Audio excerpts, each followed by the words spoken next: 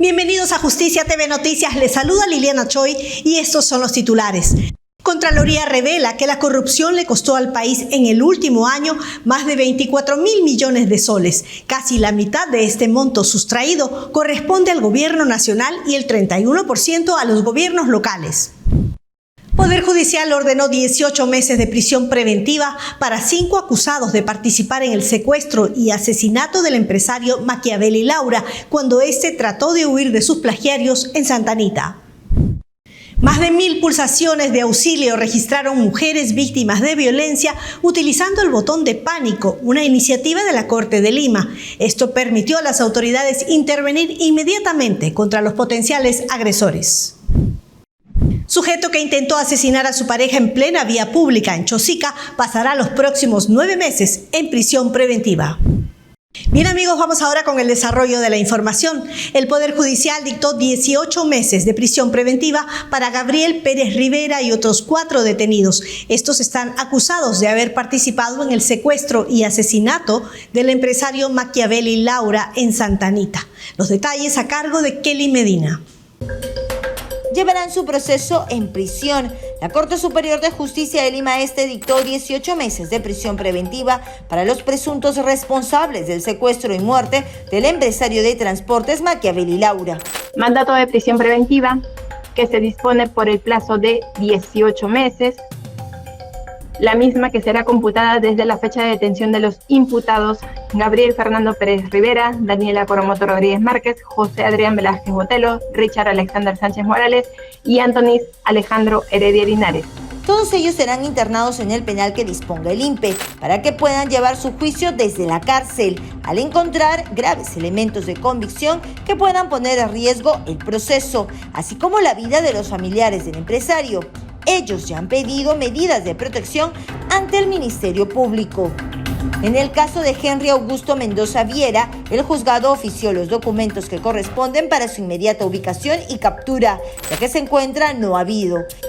El empresario Machiavelli Laura Lume murió en Santa Anita cuando trataba de salvarse de los delincuentes que lo habían secuestrado cerca a su casa en Salamanca, con el fin de solicitar una fuerte cantidad de dinero a su familia a cambio de su vida.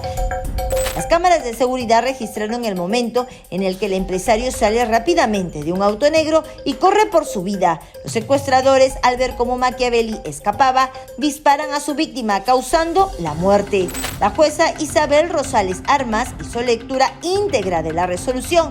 Al finalizar, la Fiscalía dijo estar conforme con la medida, mientras que la defensa de los procesados apelarán en el plazo correspondiente. El próximo 14 de marzo a las 3 de la tarde tendrá lugar la audiencia virtual de apercibimiento formulada por el Ministerio Público contra la ex alcaldesa de Lima, Susana Villarán, quien está investigada por asociación ilícita. El juez Jorge Chávez, a cargo del 7º Juzgado de Investigación Preparatoria Nacional, evaluará el requerimiento fiscal a fin de que Villarán cumpla con efectuar el control virtual de procesados y sentenciados libres tras no haber cumplido con el registro biométrico en noviembre del 2023. Susana Villarán viene cumpliendo detención domiciliaria con restricciones desde el 2021 debido a la investigación que se le sigue por recibir aportes ilícitos de las constructoras brasileñas Odebrecht y OAS. ¿Pueden imaginar ustedes cuántos colegios y hospitales se hubieran podido construir con 24.000 millones de soles? Bueno, esa cifra fue la que desfalcaron o malversaron en el último año diversos funcionarios públicos por actos de corrupción. Así lo reveló la Contraloría General de la República. Estás distrayendo los recursos, ¿no? El costo que tiene la corrupción es altísimo. Cifras de la Contraloría General de la República son realmente de temer, son altísimas, ¿no? Y eso es el costo. Esas cifras te dan la idea de que el nivel de corrupción perfectamente puede llegar a poner en crisis a un Estado, ¿no? Tal y como lo mencionó el juez supremo Juan Carlos Checkley para el programa Diálogos Jurídicos, el costo que tiene la corrupción en nuestro país es altísimo. La misma Contraloría General de la República lo confirmó al informar que en el 2023 el costo de la corrupción y la inconducta funcional significó un valor de más de 24.000 millones de soles de perjuicio para el Estado. El año pasado, por corrupción e inconducta funcional, perdimos 24.268 millones de soles, ¿no? Eso es menos que el año 2022, un poco menos. A pesar que la cifra es menor en referencia al año 2019, el Contralor señaló que esto se debe a que han pasado 5 años más y el crecimiento del presupuesto ha sido muy significativo y hay una tendencia decreciente. Nosotros medimos el tamaño de la corrupción no por percepciones, no por lo que la gente cree, sino mediante la observación de los casos que analizamos. Y como analizamos miles de casos al año, entonces podemos tener una muestra más o menos representativa de todo lo que el Estado hace. Del monto total calculado, casi 12.000 millones de soles corresponden al gobierno nacional, seguido de más de 7.000 millones de soles a nivel de los gobiernos regionales y más de 4.000 millones registrados en los gobiernos locales. Este perjuicio se registró principalmente en inversión, seguido de abastecimiento y recursos humanos. Además, se conoció que la región que registró una mayor incidencia de los efectos de la corrupción y la inconducta funcional fue el Callao, donde la pérdida estimada fue equivalente al 17.9% del presupuesto público ejecutado en dicha jurisdicción. El segundo lugar fue para la región Tumbes, seguido de Ucayali. Sin embargo, las posiciones cambian si se observa el monto del perjuicio extrapolado y colocan a Piura en el primer lugar, seguido de Cusco, Ancash, Callao, entre otras. El Contralor General señaló que en el 2023 se gastaron 19.000 millones de soles en contrataciones, cuyo valor era menor a 8 UIT, contrataciones que probablemente se hicieron a dedo, entre las cuales figuran los servicios de consultorías contratadas por las entidades públicas. Agregó que el gasto anual en estas consultorías equivale a la mitad de la brecha de pobreza en nuestro país. Eso es la mitad de toda la brecha de pobreza que existe en el Perú. Con la plata en que se gasta en consultorías durante 2 años, eliminamos la pobreza. Y es que los millones de soles de pérdidas de dinero generadas por la corrupción, por ejemplo, son equivalentes a la inversión que necesita el Perú para financiar todo el proyecto para la construcción de las 5 líneas del Metro de Lima que están planificadas, según informó el diario Perú 21. Con ese dinero, además, se podrían realizar obras de mejoramiento en colegios o, tomando como ejemplo a Piura, con el perjuicio generado por la corrupción, se podrían construir 150 escuelas, detalla el informe del diario. Puede perder la brújula porque el poder a veces obnubila, ¿no? O te desubicas y crees que lo que estás manejando es tu caja chica cuando lo que estás manejando es dinero de todos los ciudadanos, ¿no? Sin duda, el principal problema que arrastra nuestro país es la corrupción en el aparato estatal. Este dinero, que es de todos los peruanos y que debería ser bien administrado, es tomado por malos funcionarios que buscan enriquecerse, perjudicando principalmente a los más pobres. El Ministerio Público denunció constitucionalmente al exministro del Interior, Carlos Morán, por delito de aprovechamiento indebido del cargo y negociación incompatible a raíz de la irregular adquisición de vehículos de uso personal. Veamos los detalles a continuación. La Fiscalía presentó una denuncia constitucional contra el exministro del Interior, Carlos Morán Soto, por su presunta participación en un acto simulado en violación de la Ley de Equilibrio Financiero del Presupuesto del Sector Público para el año fiscal 2019. Según la Fiscalía, Morán habría facilitado la adquisición indebida de vehículos de uso personal para altos mandos de la policía en actividad. El exministro ocupó el cargo desde el 19 de octubre del 2018 hasta el 24 de abril del 2020. Por Dios y estos santos evangelios, desempeñar leal y fielmente el cargo de ministro de Estado en el despacho del Interior, que os confío. Sí, juro. La Fiscalía investiga al exministro por la firma de una resolución en la que autorizó a la policía la compra de vehículos a través de un proceso público que posteriormente fue cuestionado. La defensa del exministro sostiene que la práctica de asignar vehículos a altos mandos policiales existe desde hace más de 50 años y sigue siendo aplicada bajo los mismos lineamientos presupuestarios. Pero para la Fiscalía existe suficiente evidencia para continuar con la investigación por presunta negociación incompatible o aprovechamiento indebido del cargo. La denuncia constitucional marca un nuevo capítulo en este caso que ha generado controversia en el ámbito político y legal del país. El Poder Judicial dictó 9 meses de prisión preventiva para Ricardo Quiliche, Fernando Saavedra y el policía Wilson Ramos, estos involucrados en diversos actos de extorsión, tráfico de drogas y tenencia ilegal de armas en Cajamarca. Según la Fiscalía, los detenidos habían realizado el regueraje y la extorsión a diversos comerciantes de la provincia de Cajabamba. La Autoridad de Transporte Urbano denunció al conductor de una minivan por arrastrar con su unidad durante varias cuadras a un policía que lo había intervenido por realizar el servicio de transporte público de manera informal. El citado conductor, que puso en peligro la vida del policía, cuenta con más de 60.000 soles en multas de tránsito. El conductor que puso en peligro la vida de un policía de tránsito en su intento por evitar ser capturado fue intervenido y se encuentra bajo investigación luego de que la Autoridad de Transporte Urbano lo denunciara.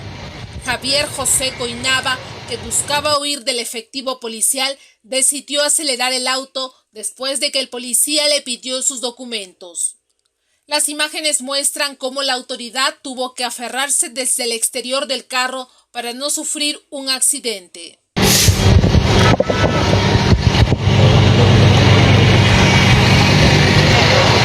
El policía golpea el parabrisas del automóvil y le indica al conductor que se detenga, pero este hace caso omiso y continúa su camino por la avenida Javier Prado. Entre enero y septiembre del 2023, la Autoridad de Transporte Urbano para Lima y Callao, encargada de fiscalizar a los operadores de transporte urbano, identificó a 7.554 conductores que brindaban servicios de transporte público de manera informal. En el marco de la lucha frontal contra la violencia a la mujer, la Corte de Lima, la Policía Nacional y la Municipalidad de la capital lanzaron el botón de pánico en el centro integrado de esta ciudad. Walter Condori estuvo en esta importante actividad y nos comparte la información. La presidenta de la Corte Superior de Justicia de Lima, María Vidal La Rosa Sánchez, encabezó la implementación del botón de pánico en el Centro Integrado de Comunicaciones de la Municipalidad de Lima. Este aplicativo web ya se encuentran instaladas en 16 distritos de la jurisdicción de la Corte de Lima. Desde el 2023, 329 celulares han sido equipados con este dispositivo, generando más de 1.000 pulsaciones de auxilio. La presidenta afirma que esta medida es crucial para disuadir el número de feminicidios en su jurisdicción. En la firma del convenio con la Municipalidad Metropolitana de Lima, la titular de la Corte de Lima destacó la importancia de esta herramienta como una medida preventiva.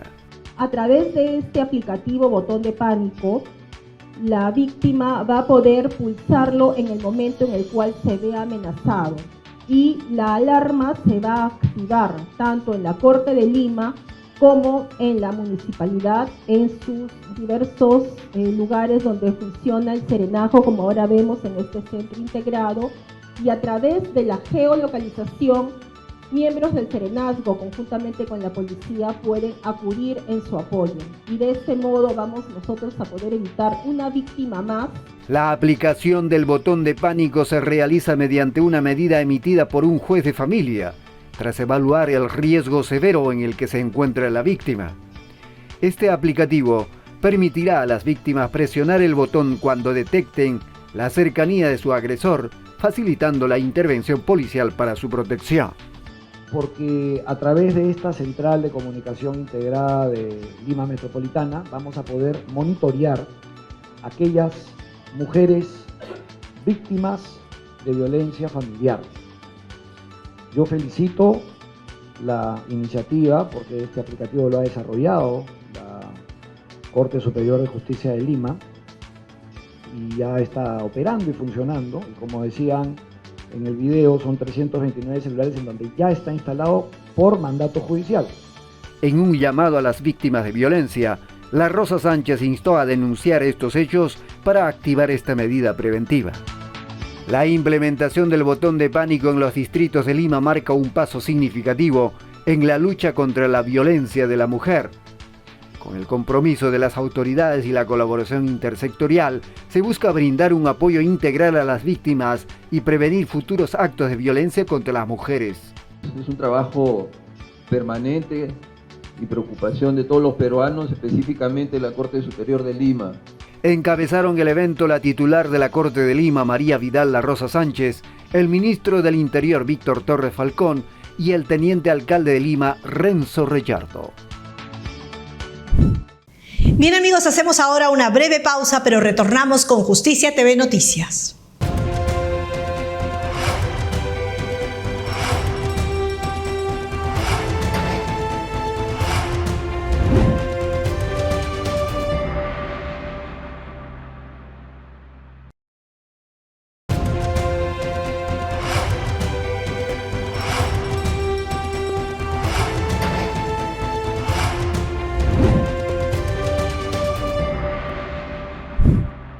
Gracias por continuar con nosotros aquí en Justicia TV Noticias. Les contamos ahora que el Poder Judicial dictó 9 meses de prisión preventiva para Luis Enrique Torres, quien fue grabado por los vecinos de Chosica cuando intentó asesinar a su pareja en plena vía pública. Corte Superior de Justicia de Lima Este dictó 9 meses de prisión preventiva para Luis Enrique Torres Quispe, presunto responsable del delito de feminicidio. Se declara fundado el requerimiento de prisión preventiva solicitado por el Ministerio Público en la investigación preparatoria seguida contra Luis Enrique Torres Quispe como presunto autor de la comisión del delito contra la vida, el cuerpo y la salud en la modalidad de feminicidio en grado de tentativa en agravio de Ruth Milagros Ramos Sánchez. El pasado 24 de febrero, el sujeto, luego de haber compartido en una reunión con su pareja Ruth Milagros Ramos, se dirigió con ella por la zona de La Campiña en San Juan del Lurigancho, Chosica. Tras una discusión por celos, Luis Torres Quispe es captado por las cámaras agarrando del cuello a su pareja hasta dejarla inconsciente en el suelo, para luego patearle el rostro sin piedad. Esta no era la primera vez que Ruth Milagros recibía agresiones por parte del sujeto. Vecinos de la zona detallan que antes ya había tenido discusiones con actos de violencia. Torres Quispe fue detenido gracias a las personas que se percataron de lo sucedido y no dejaron que escape del lugar de los hechos. Ante la resolución del juez Víctor Alfaro Yarmas, el Ministerio Público dijo estar conforme con la medida, mientras que la defensa del procesado apelará a la resolución, que lo obligará a ser investigado con la prisión preventiva. Y ahora nos complace presentar el segmento Biblioteca Judicial, un espacio para destacar la publicación y el aporte que realizan los magistrados de este poder del Estado con sus obras en diferentes campos del derecho. Le doy el pase entonces a mi compañera Melody Sánchez. ¿Qué tal? ¿Cómo están amigos? Soy Melody Sánchez y les doy la bienvenida a Biblioteca Judicial, un espacio para fomentar la cultura jurídica, así como informar sobre las publicaciones que realizan los jueces, las juezas, los operadores de justicia y especialistas en derecho sobre el quehacer judicial y cultural. Hoy tenemos una entrevista con la jueza suprema Emilia Bustamante Ollague, quien participa como coautora en el libro Nuevo Comentario del Código Civil Peruano, un trabajo de 13 tomos y le da un valioso aporte en el tema de la sucesión intestada, que cobra actualidad en el Perú debido al alto índice de juicio por la falta de declaratoria de herederos. Veamos la entrevista.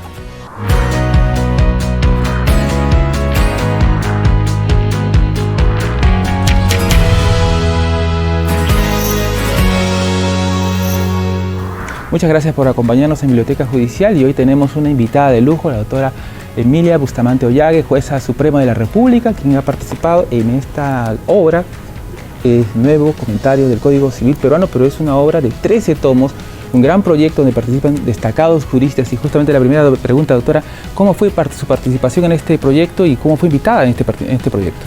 Bueno, gracias por la invitación y aparte hacerte mención, tal como tú lo estás destacando, ¿no?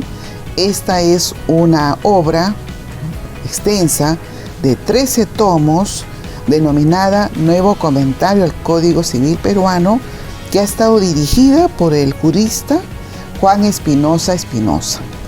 ¿Quién es Juan Espinosa Espinosa?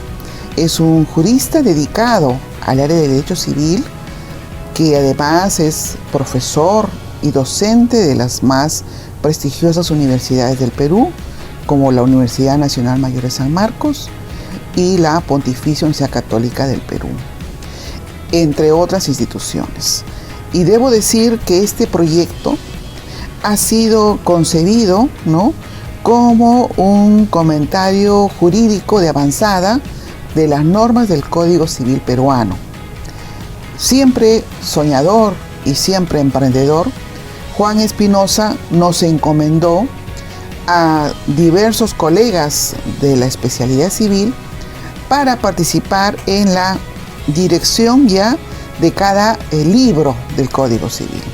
Como sabemos, el Código Civil peruano tiene 10 libros. Uno de ellos, el libro cuarto, es el derecho de sucesiones.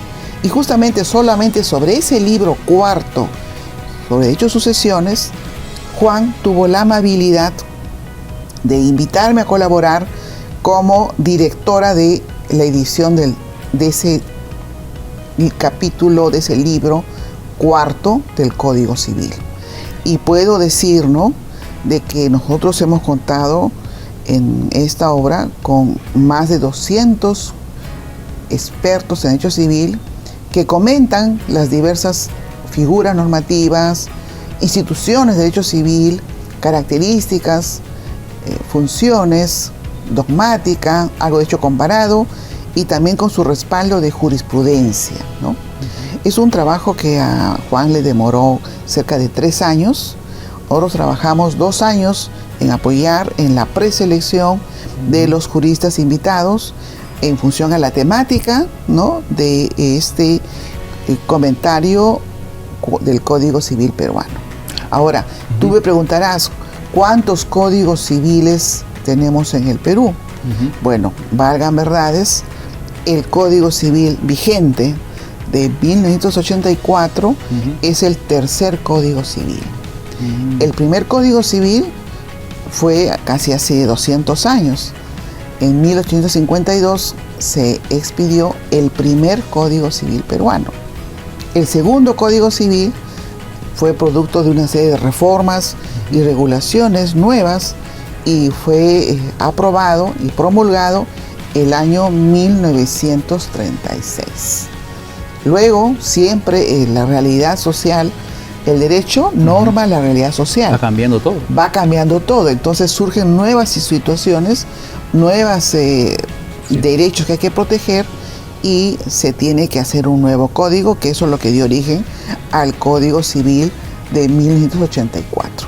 Hoy día, que ya estamos a 40 años del Código Civil de 1984, se habla de reformas necesarias e incluso se habla de la necesidad de reformar íntegramente y adoptar un nuevo Código Civil, modificando en esencia varios de los libros del Código Civil. Es un tema de debate, es un tema de trabajo, pero también es un tema de reflexión. Y a nosotros, particularmente, por la relación y la vinculación con la actividad docente universitaria y la investigación, nos ha encantado mucho cuando nos han invitado en tomar participación, ¿no?, en este tipo de emprendimientos editoriales. Y el tema que a usted le tocó, que la asociación intestada, algunos, para los que no son de derecho quizás les suena un poquito alejado, pero para el día a día está en el día a día y tomó mucha vigencia en la época de la pandemia, porque en esa época fallecieron muchas personas y muchas personas no vieron algo tan importante como dejar su herencia ya con un documento, que es el que usted nos va a explicar más adelante, y se calcula que fueron 125.000 personas que reclamaron porque fueron a las autoridades para ver que sus herencias no estaban sustentadas o respaldadas por algún documento. Y ahí se vio la necesidad de este tema de la sucesión intestada. Quisiera usted que nos explique la importancia, ¿no? La sucesión intestada es una de las instituciones que regula el libro cuarto de hechos sucesiones de nuestro Código Civil, ¿no?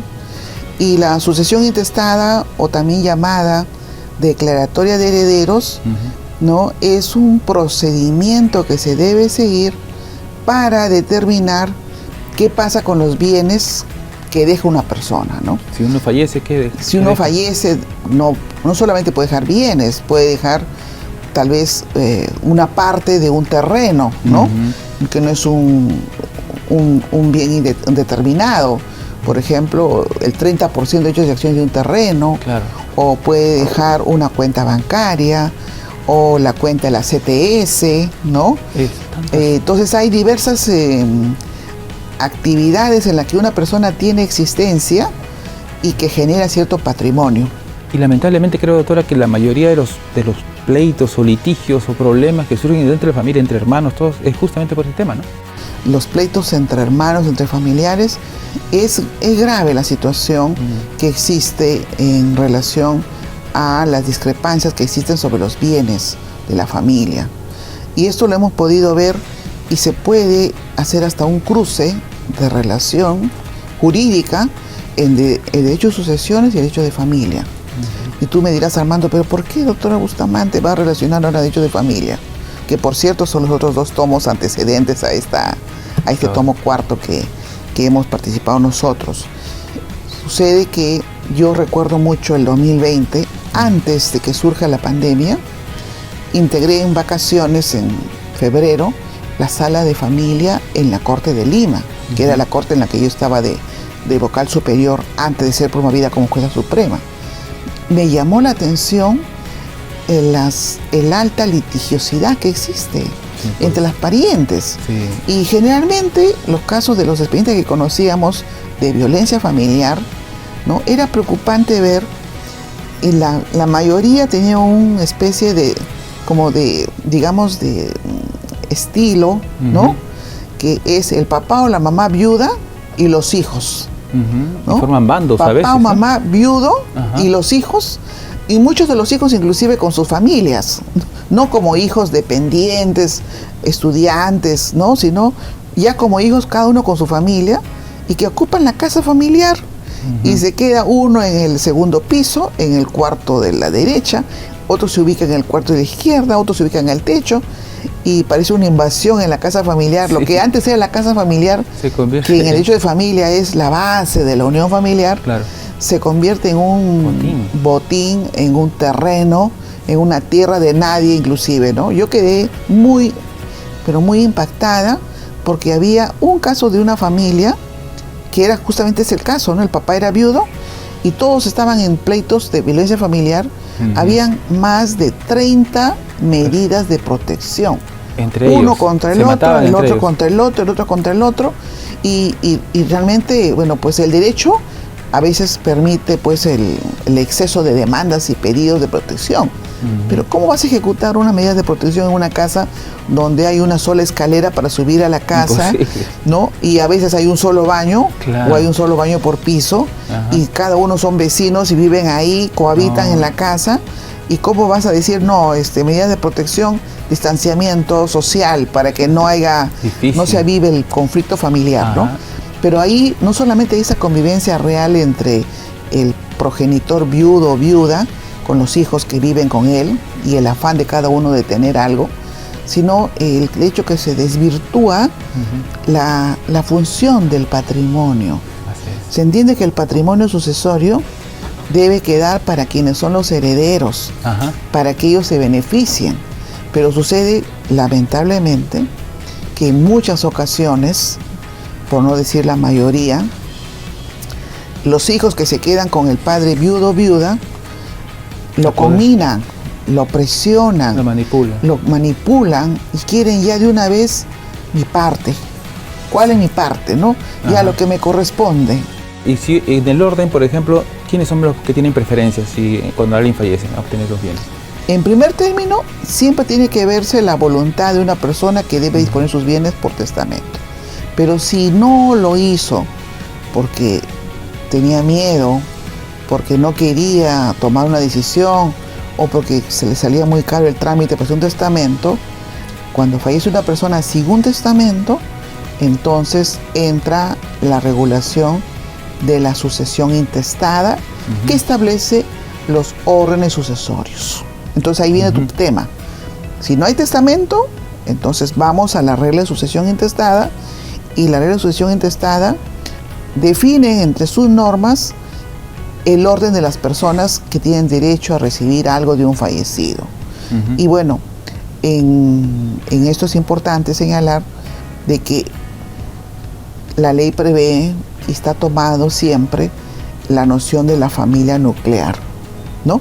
La familia en donde estamos acá hablando de papá, mamá e hijos, ¿no? Entonces, si fallece un padre, quienes le van a suceder al padre en sus derechos van a ser la mamá, que es la esposa, y los hijos. Muy interesante, doctor, y son muchos temas, en realidad es un tema amplio. Le agradezco por la entrevista y no será la última, así que esperamos nuevamente tenerla para hablar de otros temas sobre este libro y otros también. Y le quería que usted invite a la gente a leer el libro y a consumirlo, ¿no? Muchas gracias, Armando. Yo agradezco esta invitación a este segmento de Biblioteca Judicial, en particular como magistrada, hoy como jueza suprema, me complace compartirles esta experiencia en investigación jurídica, ¿no? Tuve la oportunidad, gracias al doctor Juan Espinosa, director de esta obra de 13 tomos sobre el nuevo comentario al Código Civil peruano, que me invitó a dirigir lo que era el análisis del cuerpo de los invitados juristas y la organización de las materias que eran incorporadas en el libro cuarto de Hechos Sucesiones, que aportamos acá nosotros y que consideramos que es un buen producto, ¿no?, de obra de investigación jurídica, que a los estudiosos de derecho civil los invitamos a que lo revisen, lean, ¿no?, y también nos critiquen en la medida en que es bueno también el intercambio de ideas, ¿no? El derecho es cambiante y el derecho también requiere ideas y debate de ideas. Y creo que este es un material muy valioso, ¿no? Estos 2 tomos de Derecho de Sucesiones nos proveen mucha información que me parece importante dar a conocer, y mejor si lo hacemos acá en la casa de nuestro Palacio de Justicia. Así es, doctora. Muchas gracias, Armando. No, a usted por la entrevista. Gracias. Seguimos en Biblioteca Judicial. Muy bien, amigos, ahora les contamos que el ex juez Baltasar Morales hizo la presentación de su libro La condena del absuelto en el auditorio de la Academia de la Magistratura. El autor en su obra estudia y hace una apreciación de las sentencias emitidas durante el proceso del caso Elidio Espinosa. Todos los detalles en el siguiente informe. Vamos a aplicar estos principios procesales de la instancia plural, el recurso de casación, la no reforma en peor, así como el principio del juez imparcial, a través de un caso que motivó mi preocupación y mi inquietud.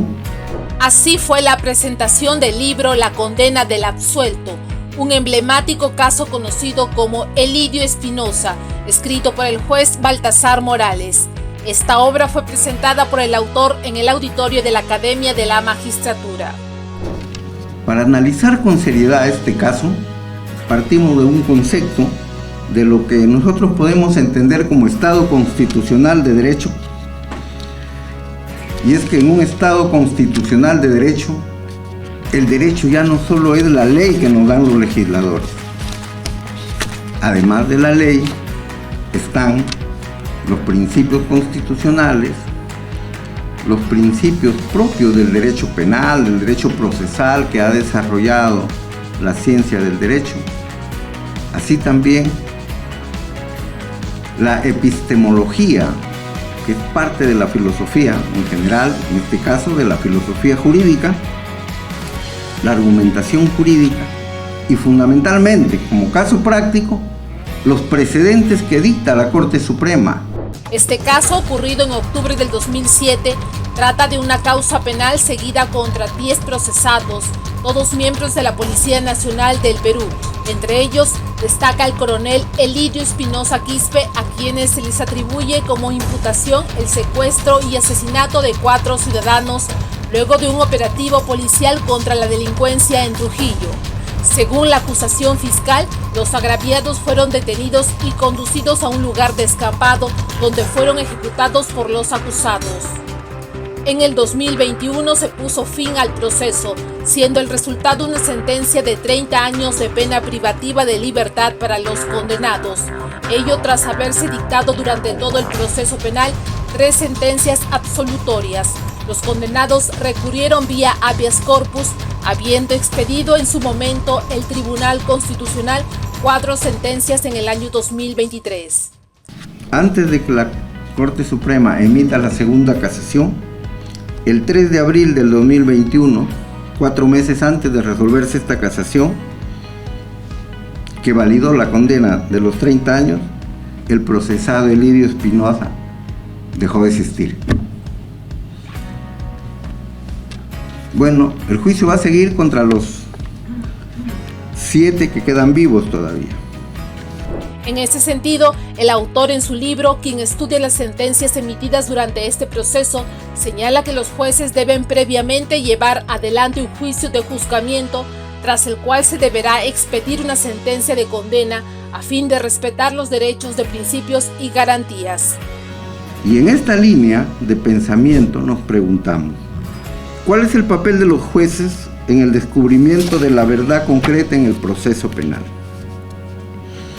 El proceso penal siempre va a tratar de problemas que han ocurrido en el pasado y que hay que reconstruirlos. Y estos hechos que los vamos a reconstruir en un proceso penal se hace generalmente en una etapa que se llama la etapa del juzgamiento, también llamado juicio oral, donde se reconstruyen los hechos para ver verdaderamente cómo ocurrieron y resolver el caso. El doctor Pablo Talavera Helguera, miembro del Consejo Nacional de la Magistratura, en calidad de panelista, destacó la importancia de este libro. Me satisface profundamente que en la primera página de su trabajo Baltasar siente las premisas metodológicas, ¿no? Cuando precisamente la metodología jurídica la describe, siguiendo al profesor Martínez Zorrilla, como el trabajo, problemas y soluciones referidos a la interpretación del derecho, a la sistematización y le agrega pues a la ponderación. En este evento también participaron magistrados del Poder Judicial y del Ministerio Público, así como especialistas en Derecho. Estas sentencias tienen efecto vinculante en nuestro sistema de justicia, en este caso penal, pero que se ha estado obviando, ¿no? Es muy interesante y los felicito y me complace haber estado presenciando a tan ilustres expositores, no solamente al doctor Baltasar, también al doctor Pablo Talavera Helguera y al erudito de Fidel Rojas Vargas. Muchas gracias. El doctor Baltasar Morales Parragués, magíster en Derecho y abogado por la Universidad de Trujillo, fue miembro del desaparecido Consejo Nacional de la Magistratura, fiscal superior de Huancavelica, así como juez de la Sala Penal Permanente y de la Sala Constitucional y Social de la Corte Suprema. Recuerden que la lectura siempre nos acompaña y hace que no nos sintamos solos, independientemente del lugar donde nos encontremos. Yo soy Melody Sánchez y nos reencontramos en la siguiente edición de Biblioteca Judicial. Chao.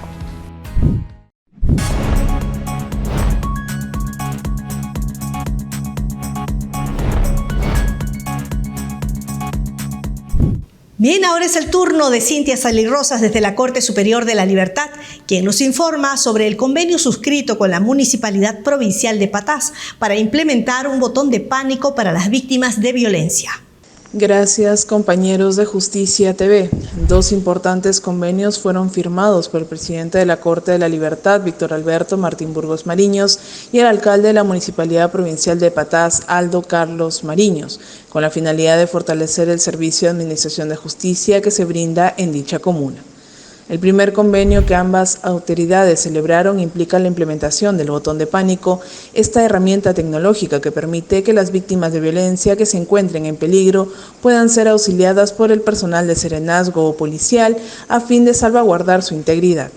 El titular de la Corte manifestó que este aplicativo se desarrolló como parte de las acciones previstas para la lucha contra la violencia a nivel nacional y funciona como un método disuasivo para los agresores y a la vez brinda tranquilidad a las víctimas para que puedan desarrollar sus actividades con normalidad, sabiendo que las autoridades se encuentran vigilantes ante cualquier situación que ponga en peligro su vida.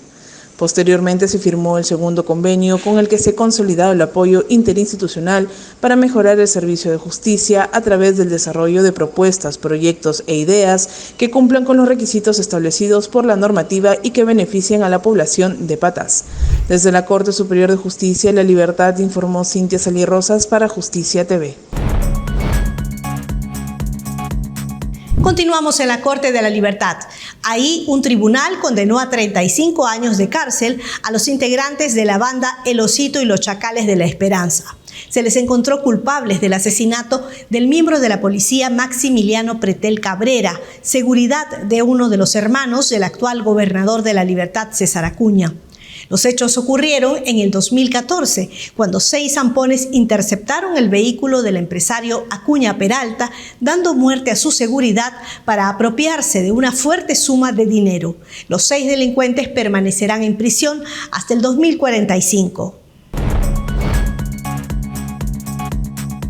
Ahora nos conectamos con Beatriz Carreño de la Corte Superior de Madre de Dios. Beatriz nos cuenta de las gestiones que realiza esta instancia judicial para la pronta creación de un juzgado de paz en el centro poblado de La Novia. Adelante, Beatriz, con los detalles.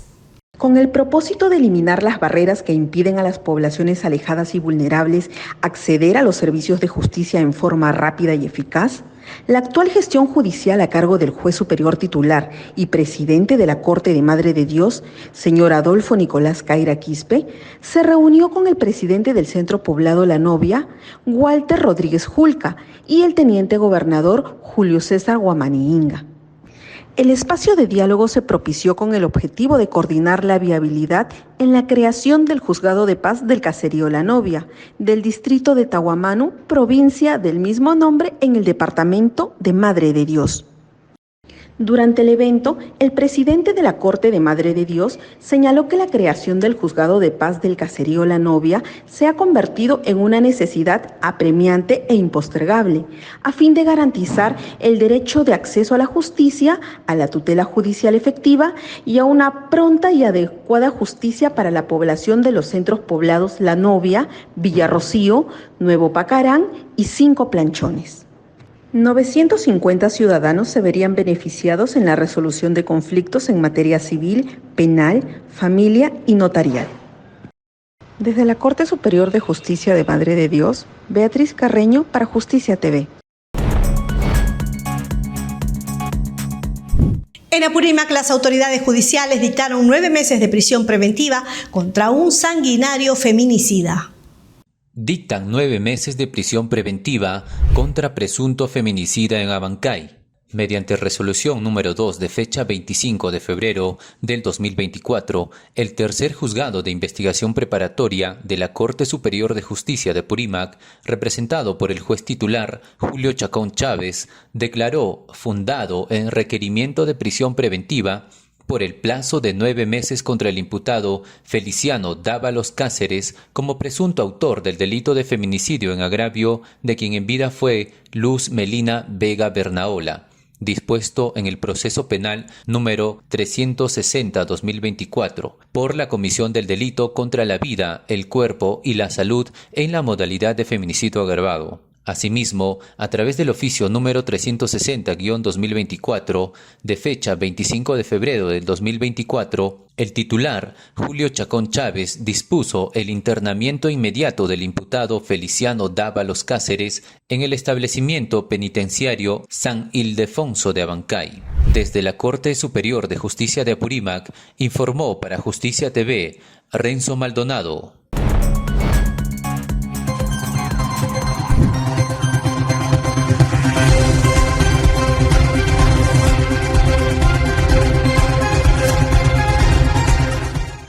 México la violencia no se detiene. 2 candidatos a la alcaldía del distrito de Michoacán fueron asesinados a tiros por presuntas bandas ligadas al narcotráfico y el crimen organizado.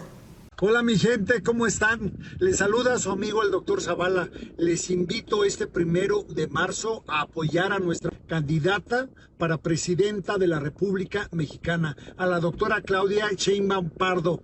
¡Allá nos vemos! Este quizás fue el último mensaje que dio el doctor Miguel Ángel Reyes Zavala, conocido especialista en ginecología, quien fue asesinado de varios disparos el 26 de febrero.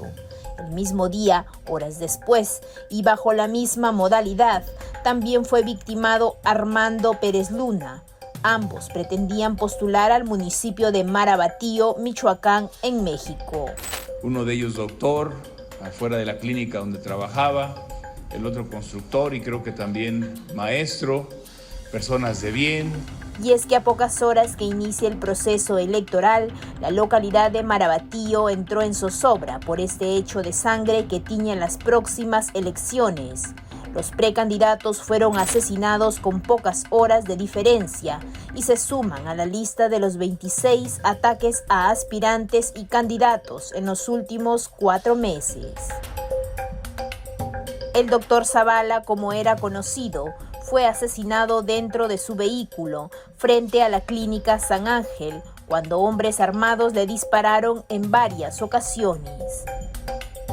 En tanto, Pérez Luna, quien ya contaba con una trayectoria en el ámbito político, fue asesinado por sicarios a bordo de una motocicleta horas después cuando se dirigía a su negocio. Este hecho generó el pronunciamiento del gobernador de Michoacán, que recomendó a los precandidatos a no apoyarse con los malosos, haciendo referencia a los delincuentes. A los que aspiran a cargos de elección popular, que no busquen, porque es luego Vox Populi, que para ganar una elección, cosa que es falsa, hay que pedirle permiso a algún maloso. El gobernador confirmó que hasta el momento 11 candidatos a la alcaldía solicitaron resguardo policial. Gracias por acompañarnos en esta edición de Justicia TV Noticias. Los invitamos a seguirnos de lunes a viernes a las 9 de la noche en los canales 13.2 de Señal Abierta, 21 de Claro y 551 de Movistar TV. También por las redes del Poder Judicial y en simultáneo por la Agencia de Noticias Andina. Además, ahora por 9 canales regionales aliados. Los dejamos ahora con imágenes de la Catarata del Gocta en Amazonas, una de las más altas y hermosas del mundo, por cierto. Permiso.